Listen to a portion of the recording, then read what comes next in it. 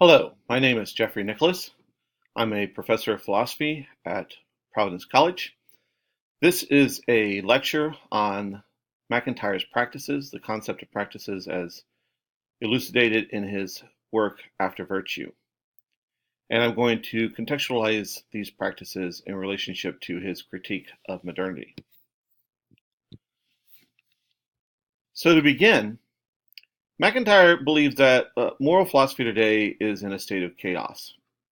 Basically, any kind of moral debates that we have are interminable. We can look at, for example, the abortion debate and see that we've been debating this issue of abortion for over 30 years now, and we've come to no real conclusion on it.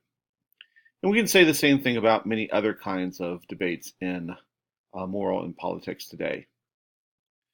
So for MacIntyre, then, the problem is not simply that these debates leave us in a state of chaos, but that manipulation becomes the king in this situation. Our lives are bent either on manipulating others or resisting being manipulated. A fine example of this is the character of Nick Naylor in the movie Thank You for Smoking. He is the king of manipulation, of course, but he also is manipulated by Heather when she interviews him. And this is so true to life in many situations today. So for MacIntyre, the real problem is that our agency is in jeopardy. We fail to make decisions that lead to our own eudaimonia or happiness, and this results from the kind of chaos in moral philosophy today. To take it back a little bit, you might even think about the Milgram experiments and the way that 50% of people in the Milgram experiments were unable to articulate why they did not want to continue torturing the persons in the other room. Again, this is a form of manipulation in which the scientist is instructing the respondent in the Milgram experiment to continue to torture someone. Of course, no one was tortured, but the respondent didn't know that. And so what we see here is, again, agency is in jeopardy. The reason for this, MacIntyre thinks, is that modernity has split fact and values. And in particular, we cannot connect what I am now to what I ought to be. All that really matters is the what I am now at this moment. And we typically put those in terms of how rich I am, or how famous I am, or how successful I am. So capitalism becomes a central issue here, right? Because capitalism divides the human from human. We divide ourselves from our own most human aspects when we think about ourselves and our worth only in terms of monetary value or fame or power. But we also separate from other human beings when we see them as people to either manipulate or be manipulated by. And so our desire becomes deformed in this situation. What MacIntyre wants to do then is try to find some way to bring desire back into relationship with our moral oughts. And so his goal is to understand where human agency appears in the development of reason and virtue in a way that supports agency. So he wants to connect desire back with the moral good. And the way he wants to do this is by starting with an example. So in his book, After Virtue, he talks about chess as an example. It's a game. It has various rules. The knight moves this way, the queen moves that way, the king moves this way. And there are benefits that come from playing chess. If you're very good at it, I guess you could become rich or famous. It might fit on your application to college if you're on the chess team in high school. It might be a relaxing activity for you. It might help you make friends. What chess requires are certain talents, skills, virtues, maybe a skill to see, to depict the chessboard in your mind, a talent for understanding strategy. But where do virtues come in? That seems something that we don't normally talk about when we talk about chess. And so MacIntyre asks us, what is the virtue of playing a game like chess or playing any game really? And of course, we all have a desire to win, but do we have other desires that go along with that? And so MacIntyre says that, in fact, one of our goals for playing chess is to become a better chess player. Because for MacIntyre, chess is its own reward. Now, obviously, if you're not into chess, this might seem strange to you, but think about playing baseball or basketball or uh, playing music. These can be their own rewards, whether we win or not, whether we're even playing competitively. So many students, for instance, and even adults after college, join in intramural sports, not necessarily for victory, but because they really like the game itself. And so, in its own reward, chess, if we go back to that for a second, the pleasure, according to MacIntyre, can be found in a strategy. There's a camaraderie that comes to it. There's a certain way of thinking. And so we return then to the virtues in chess.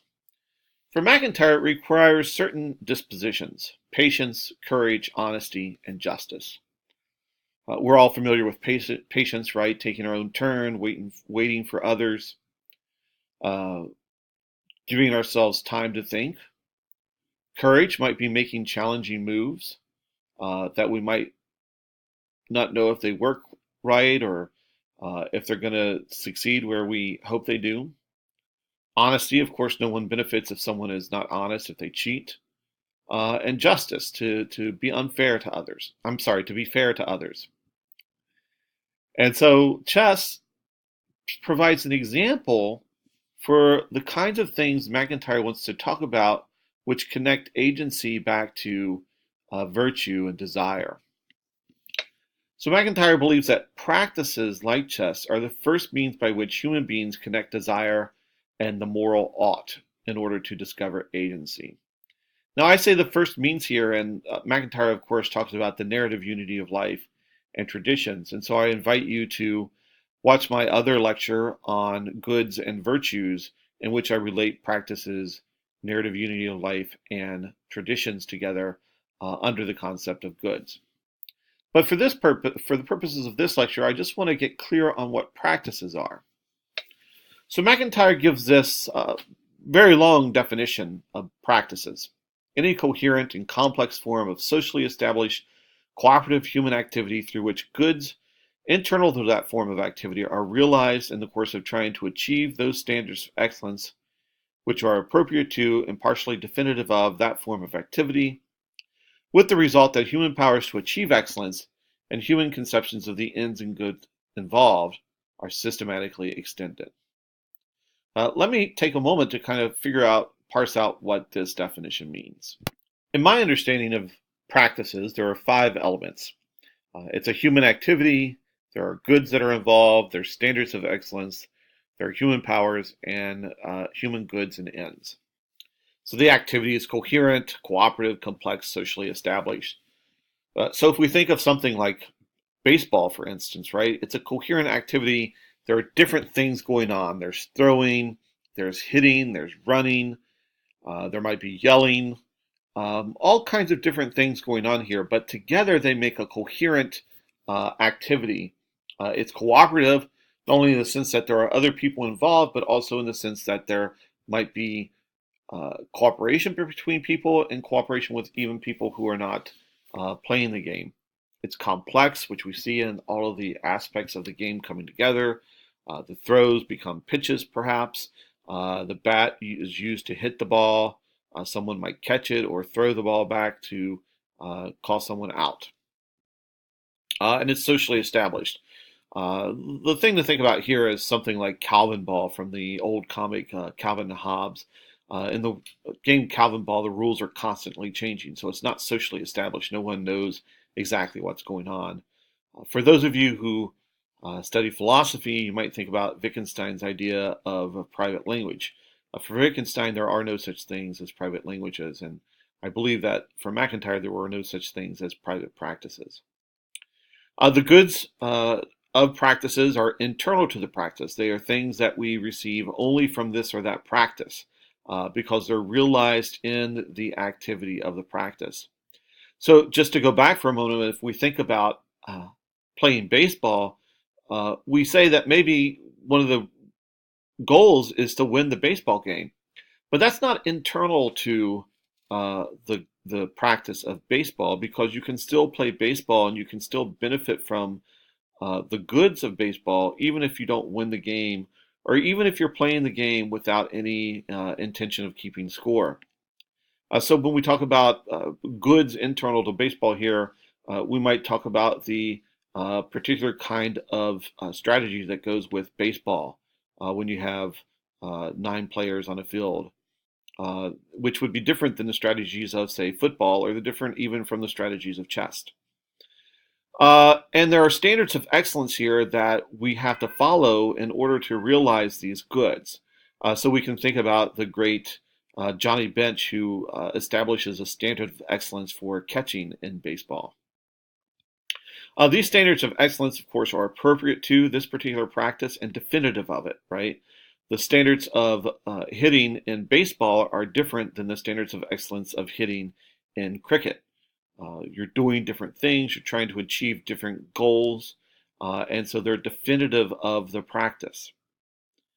Human powers are extended here. So when we think about human powers, we can, of course, think of things like athleticism, but we want to keep an eye on the idea that these are human powers that we're talking about here. So we might think about human intelligence, which relies on or is developed through the strategy of baseball, and other kinds of human powers that we might think about. And then, of course, our goods and ends extended here. And so the good of baseball might be one part of a good life. And in American society, we typically think of baseball as the American game. And so where does that fit into our overall idea of human life? Just to be clear about the concept of practices, I want to go through a different example, that of acting. So acting is coherent, complex, and cooperative. There are different things that you're doing in acting. You're talking, you're walking, you're pretending, and yet people understand that you are in fact acting. Otherwise, you might be arrested for doing certain things, fighting with swords or shooting someone. The internal goods of acting, I've sort of come up with 3 here. So understanding another well enough to be that person in a play, to convince someone that you are that other person. Communicating, so through acting, you're telling a story, and it's different than telling a story by, say, reading a book or just standing in a crowded library telling a story. And there might be a particular beauty to acting, a particular aesthetic value that's worthwhile. When we think about standards of excellence, I always like to think about making your audience forget who you are when you're acting. We don't realize when we're watching The Dark Knight that the person playing the Joker is the same person who is the love interest in 10 Things I Hate About You. And this shows, of course, that Heath Ledger established or helped to achieve a certain standard of excellence in acting, which is making your audience forget who you are. Human powers to achieve excellence are extended. So here, understanding others is a particular human power. And developing our own character is a particular human power, developing our own virtues. And then human conceptions of the good are extended. And here we might think about, what is the good of acting? Where does it fit in human life, and where might it fit into a particular actor's life? Of course, someone can go too far here, and I think, unfortunately, we've lost someone in Heath Ledger when he took the acting of the Joker so seriously that it led to depression, that led to his suicide. And we can see this in many other things. So the good can be overextended, but it can also just be part of our everyday life as well. In this case, then, practices connect the goods, the desires of human life, back to the virtues, right? The virtues help us to establish dispositions through which we can gain the goods of human life. And so one of the goods of acting is understanding another. One of the goods of chess is a certain strategy. And these connect to desires that we might have. And so we answer the challenge of modernity by bringing desires back in line with the moral ought. And so this provides a